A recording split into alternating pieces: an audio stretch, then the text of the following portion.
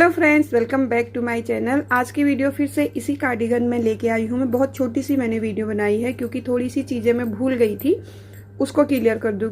और ये ऑर्डर पे बनी है, ये जाएगी स्वेटर, इसके बाद आपको ये देखने को नहीं मिलेगी। तो मैंने सोचा क्यों ना इसका जो भी बचा हुआ है काम वो बता दूँ। ठीक है, एक्चुअली इसका मेजरमेंट देना मैं भूल गई थी, तो उसके लिए मैंने छोटी सी वीडियो बनाई है। और छोटी छोटी बहुत सारी बातें हैं, जैसे कि यहाँ पे जो हमने पैटर्न बनाया है, ये 9 फंदों का है। ठीक है, 9 फंदों का ये पैटर्न है। और ये जो उल्टे किए हैं बीच में, ये 3 फंदे हैं, ये देखिए। ठीक है, तो इससे पहले मैंने जो वीडियो अपलोड की थी मेजरमेंट की, कि आप कौन से साइज़ में, जिस साइज़ में भी आपको बनाना है तो कितने बनाने, तो फंदे तो मैंने नहीं बताए थे।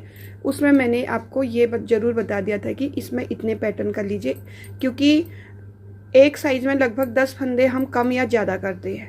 ठीक है, तो यहाँ पे 9 फंदों का ये पैटर्न है, 3 फंदे उल्टे हैं, तो यहाँ पे 12 फंदे होते हैं। ठीक है, 12 फंदे कम ज़्यादा करने से आपका एक साइज बड़ा और एक साइज छोटा हो सकता है।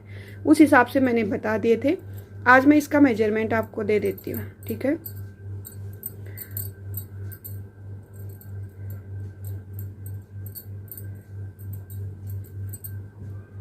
ये देखिए, आर्म होल और यहाँ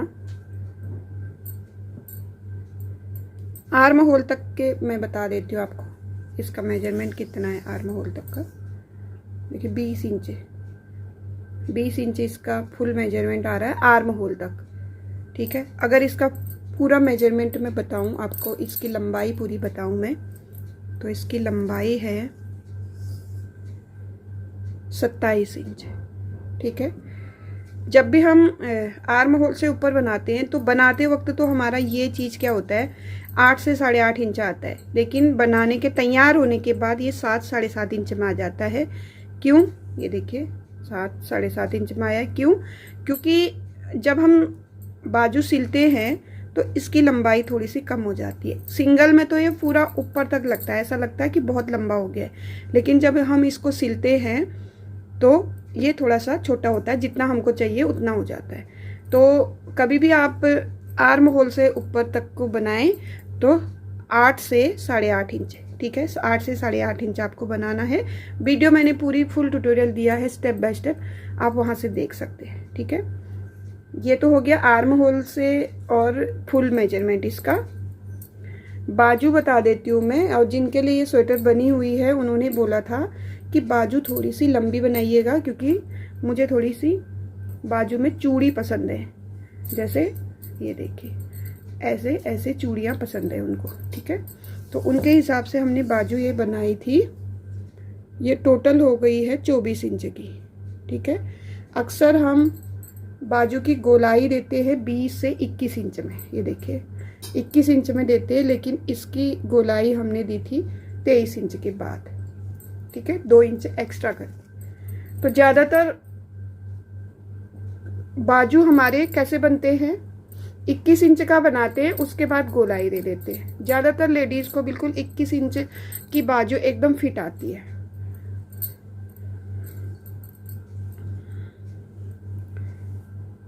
इसकी चौड़ाई भी मैं आपको बता देती हूँ।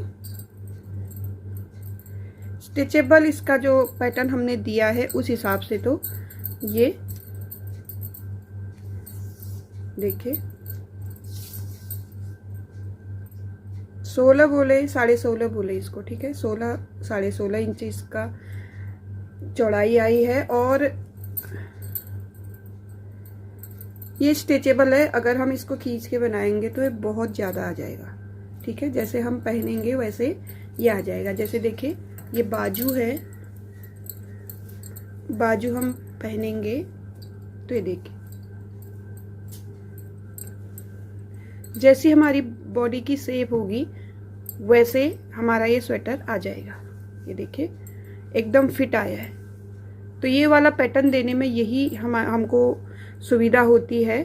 जैसे अगर ये सिंपल हम बनाते तो ज़रूर ये थोड़ा सा ढीला होता, लेकिन इस तरह के जो पैटर्न होते हैं वो एकदम बहुत से अच्छे आते हैं, बहुत सुंदर ये लगते हैं। तो देखिए इसको मैं ऐसे कर लेती हूँ। देखिए एकदम फिट आ रहा है। ठीक है, समझ गए आप। तो इसी तरह से बनाएंगे, जैसे स्टेप बाय स्टेप मैंने बताया, फुल इसका ट्यूटोरियल दिया हुआ है। अगर फिर भी आपको कहीं पे भी कोई भी समस्या आती है तो बताइएगा ज़रूर। ठीक है, इसी पैटर्न में हमारा एक वाइट कलर का हाफ स्वेटर है, उसमें जेब दे रखी है और वो वी शेप में है। ठीक है, उसको कैसे घटाएंगे, उसके लिए आप क्या करेंगे, इस स्वेटर का जो गले की कटिंग है वो वाली वीडियो देखेंगे। यहाँ से तो हमने सिंपल तरीके से घटाया है, 3 3 3 करके। जो हमने ये चीज़ देखिएगा, आप यहाँ मत देखिएगा, जब हम 3 3 3 2 2 2 घटा लेंगे, उसके बाद जब हम एक एक घटाने पे आएंगे तो तब देखिएगा यहाँ पे। ठीक है, वो वाली चीज़ हम कैसे इसमें घटा रहे वो देखिएगा, तो समझ में आ जाएगा कैसे घटाना है। ठीक है, तो ये रही आपके सामने इस स्वेटर का फुल मेजरमेंट भी हमने दे दिया है, बाजू की दे दी है, पूरी कितनी लंबी है वो दे दी है, और इसकी चौड़ाई दे दी है। बाकी आप देख लीजिए। हाँ, और एक ये चीज़ और दे देती हूँ मैं आपको, इससे आपको पता चल जाएगा कि इसकी चौड़ाई कितनी है। खींचने में तो ये बहुत ज़्यादा खींचा जाएगा, वैसे मैं बता देती हूँ आपको।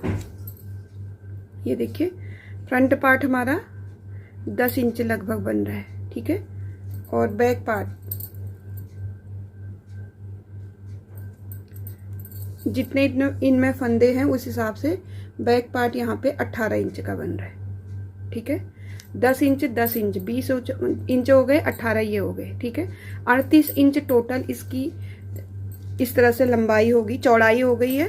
क्या आप अपने हिसाब से बना लीजिए इसको। और ये थोड़ा सा फैलती भी है, इसको हम कुछ टाइम के लिए पहनेंगे, जैसे 2-4 महीने इसको पहन लेंगे, धो लेंगे, तो ये 10 इंच से हो जाएगी 11 इंच, ये 18 इंच से हो जाएगी 20 इंच। ठीक है, ऊन की स्वेटर हमेशा खिंचती है। आगे आपके समझ में। इस स्वेटर को ले करके जितने भी क्वेश्चन थे, जितने भी डाउट थे, शायद सारे पूरे हो गए हैं, क्योंकि इसके बाद मैं इसकी वीडियो नहीं बनाऊंगी। हाँ, एक और क्वेश्चन था कि ऊन हम कितनी लें, तो मैंने आपको बताया था इसमें हमारी 550 ग्राम ऊन लग गई है। क्यों लगी है मैं बताती हूँ आपको, क्योंकि ये ऊन बहुत ज़्यादा हल्की है। इसमें हमारी दूसरे कलर की ऊन है मेरे पास, इसी में की ओसवाल की। ये देखिए, ये बहुत हल्की ऊन है, बहुत ज़्यादा। ये देखिए इस तरह की है ये। और यही स्वेटर हम इस वाले में, जो वर्धमान की चार्मिंग ऊन होती है, ये देखिए एक चमकने वाला इसमें धागा होता है। ठीक है, ये देखिए इस तरह की जो ऊन होती है वो इसमें, जितनी बड़ी ये स्वेटर लगी है ये होती है आपके 650 ग्राम के आसपास की। मतलब इसमें आपका आराम से 100 से 150 ग्राम ज़्यादा लगता अगर ये वाली ऊन होती, क्योंकि ये थोड़ी सी भारी ऊन है। ठीक है, यहीं पे हमारी एक वर्धमान की और वैरायटी है, ये देखिए इस तरह की है ये। एक इसमें धागा, एक बाल सा होता है चमकने वाला, इसमें भी रुए नहीं आते हैं, इसमें बिल्कुल भी रुए नहीं आते। पर ये वैरायटी कौन सी है अब मुझे पता नहीं है, अगली बार कभी मैं शॉप पे जाऊंगी तो इसकी वैरायटी पूछ के जरूर लाऊंगी। ठीक है, तो ये भी अच्छी होती है। तो ये ठंडी जगह के लिए बहुत अच्छी होती है ये। वैसे जैसे जहाँ पे कम हल्का ठंडा होता है वहाँ पे ये चुभती है ऊन। तो ये दोनों वर्धमान की है। इसका कलर कुछ ज़्यादा ही रेड आ रहा है, इसका थोड़ा सा हल्का मैरून जैसा है, ये ब्राइटनेस की वजह से आ रहा है। तो देखिए ये और ये वर्धमान की चार्मिंग है, और ये वर्धमान की दूसरे टाइप की है। इसका टैग नहीं है मेरे पास, मैं बताऊंगी ज़रूर आपको। ये वाली ऊन आगे जब सर्दियों में मैं लेके आऊँगी तो इसकी ऊन ज़रूर बताऊँगी। एक आपको एडवाइस दूंगी, अगर आप स्वेटर बना रहे हैं या तो इसकी बनाइए या तो इसकी बनाइए। महंगी से महंगी ऊन में आपका रुआं निकल जाता है। ठीक है, लेकिन इस स्वेटर में आपका रुआं नहीं निकल सकता, क्योंकि ये स्वेटर हमने 10 साल पुरानी भी स्वेटर ये मेरे पास है, लेकिन एक भी रुआं नहीं आया है। बच्चा कितना भी पहन ले इसको रुआं नहीं आएगा। और वैसा ही ये भी है, ये मैंने अपने पापा जी के लिए बनाई थी, तो उनको लगभग हो गए होंगे 8 से 10 साल स्वेटर पहनते पहनते। वो स्वेटर फटने को है लेकिन रुआं नहीं आया है। तो ये दोनों मुझे बहुत अच्छी लगती हैं वैरायटी। लेकिन ये वाली जो ऊन है ये ज़्यादा ठंड जहाँ पे होती है वही लोग इसको पहन सकते हैं, क्योंकि अगर हम लोग पहनते हैं या आप थोड़े से कम ठंडे जगह से हैं वो पहनते, तो ये थोड़ी सी चुभती है, मतलब चिलमिलाती है, इतनी गर्म है ये, ठीक है। और ये वाली मुझे बहुत अच्छी लगती है, ज़्यादातर स्वेटर मेरी इसी की होंगी। अब बात करते हैं इस ऊन की। ये ओसवाल की ऊन है, तो ये बहुत ज़्यादा सॉफ्ट है, ठीक है। इसको इस ऊन से भी मैं बना रही हूँ लगभग 5 से 6 साल पहले से स्वेटर इस ऊन की भी बना रही हूँ। उसमें भी रुआं नहीं आता है, लेकिन एकदम नहीं आता है नहीं कह सकते, आता है, हल्का सा रुआं आता है, ठीक है। तो कुछ सावधानी आपको स्वेटर पहनने में करनी पड़ेंगी। जैसे कभी कभी क्या होता है, स्वेटर पहन करके हम ऐसे ही लेट जाते हैं, सो जाते हैं, तो उसमें तो सबसे ज़्यादा रुआं आता है। कभी भी आप स्वेटर पहन के ना सोएं। और दूसरी बात, वैसे भी सभी लोग ईजी में ही गर्म कपड़े धोते हैं, तो खासकर आप हाथ से बनी स्वेटरें जो हैं ईजी में ही धोइएगा, ठीक है। और इसको सुखाना है एकदम छाया में, ईजी में धो करके इसका जब तक पानी निथरेगा तब तक इसको अलग कर दें। जब पानी निथर जाएगा तो छाया में सुखाएं और इसको आधे 1 घंटे की धूप दें, इससे ज़्यादा ना दें, ठीक है। कलर एकदम से जल्दी से फेड हो जाता है ऊन का। तो कुछ सावधानियां होती हैं, अगर वही आप बरतेंगे तो आपकी जो ऊन की हैंडमेड जो ऊन की हम स्वेटर बनाते हैं वो नई की नई रहती है। आप अभी 2000, 2500, 3000, 4000 की ब्रांडेड स्वेटर ले आइए, उसमें भी रुआ है। मैं आपको दिखाऊंगी। ब्रांडेड मेरे पास स्वेटर है, लेकिन 2-4 बार पहनने में उसमें रुआं आ गया। तो इसलिए हम ज़्यादा मेहनत इसलिए करते हैं कि हाथ की बनी हुई, एक तो रुआं नहीं आता, एक तो कंफर्टेबल होती है, और दूसरा गर्म बहुत होती है। और अपने हिसाब से हम इसको लॉन्ग शॉर्ट भी बना सकते हैं, ठीक है। तो ये ओसवाल की, अगर जिनको सॉफ्ट ऊन पसंद है तो ये ओसवाल की ये वाली ऊन आप यूज़ कर सकते हैं। मुझे बहुत पसंद है ये। इसका भी मेरे पास टैग नहीं है, ये देखिए, इसमें टैग ही नहीं आया है। लेकिन अब अगली बार मैं जब शॉप में जाऊंगी तो इसका पूरा टैग लेके आऊंगी, जो कि आप लोग भी इस तरह की ऊन मंगा सके। क्योंकि जो मैंने अभी आपको वर्धमान की चार्मिंग ऊन दिखाई है, ये थोड़ी सी, अगर हम ऑनलाइन मंगाते हैं तो कलर तो हमको पसंद आ जाते हैं, लेकिन इसमें भी कई सारी अलग अलग वैरायटी होती है। ये है वर्धमान की चार्मिंग, रेड में ज़्यादा चमक नहीं रही है, इसमें दिखा देती हूँ मैं आपको, ये देखिए, ठीक है। ये वर्धमान की चार्मिंग है। ये ऑनलाइन मंगाने में थोड़ा सा ये डर रहता है कि कहीं ये जर्जरी ना निकले, क्योंकि इसी में बहुत सारी ऊन मैंने देखी है जर्जरी भी निकलती है और बहुत सारी एकदम सॉफ्ट भी निकलती है। तो क्या करते हैं हम लोग, शॉप पे जाते हैं तो जैसे कलर पसंद आ गया, हम लच्छी निकलवाते हैं, फिर उसको छू करके देखते हैं, स्किन में टच करके देखते हैं। तो अगर हमको सॉफ्ट लगती है तो तभी हम लेते हैं, वरना जर्जरी ऊन बिल्कुल भी नहीं लेते। तो इसका भी एक चीज़ आप देख लीजिए, ठीक है। तो जो ये वर्धमान की चार्मिंग की है, इसको भी आप ले सकते हैं, ये भी बहुत भरोसेमंद वाली ऊन है, ठीक है।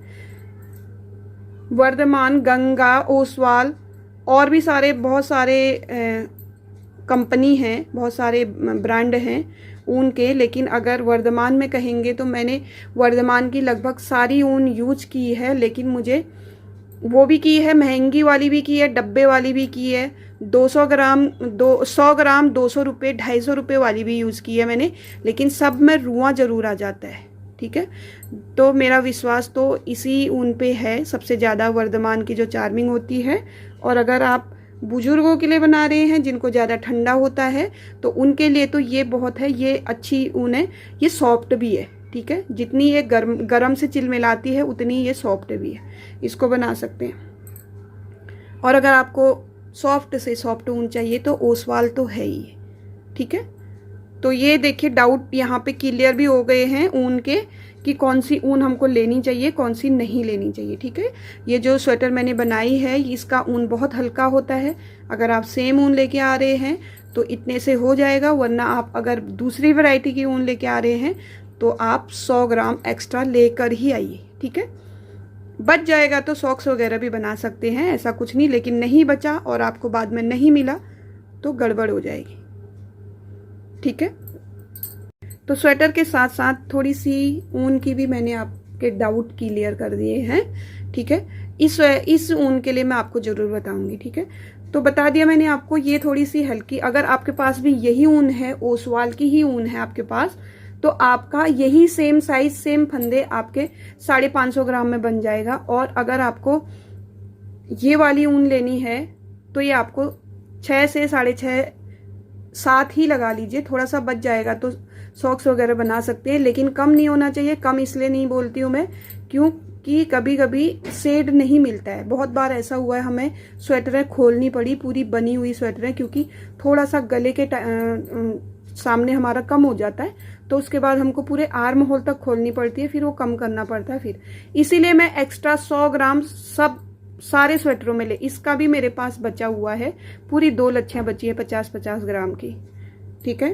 तो मैं ज़्यादा ही लेके आती हूँ, और फिक्स मैं नहीं बता पाऊंगी क्योंकि ऊन का अलग वजन होता है एक, तो दूसरा बनाने का तरीका बहुत अलग अलग टाइप का होता है, ठीक है। तो इसका मैं बता देती हूँ आपको, कई बार मैं बता भी चुकी हूँ। 550 ग्राम इसमें लगी है, और मैं लेके आई थी इसका 700 ग्राम। 150 ग्राम से के लगभग थोड़ा सा इस तरह का गोला भी बचा हुआ है, और 2 हमारी लच्छियां भी बची हैं, तो 150 ग्राम के आसपास ये बचा हुआ है। तो कोई बात नहीं, वो काम आ जाएगा। तो जब भी आप ऊन ले तो ज़्यादा ही ले, ठीक है। अगर आपको इसे थोड़ा छोटा साइज बनाना हो तो 500 ग्राम में बन जाएगा। 500 ग्राम लेके आइए, और इतना लेना हो तो 600 ग्राम। इससे बड़ा थोड़ा सा बनाना हो, 2 इंच सेम तरीका हो और 2 इंच बड़ा बनाना है, या इसी लंबाई इतनी रखनी, थोड़ा सा चौड़ाई रखनी है, तो 600 ग्राम में हो जाएगा। तो 600 से ज़्यादा ही होना चाहिए, 610, 615 ऐसा हो तो अच्छा है, ठीक है। और इससे अगर एक्सेल, डबल एक्सेल वाले बना रहे, ट्रिपल एक्सेल बना रहे, तो उनको 700 ग्राम तो लानी ही पड़ेगी, ठीक है।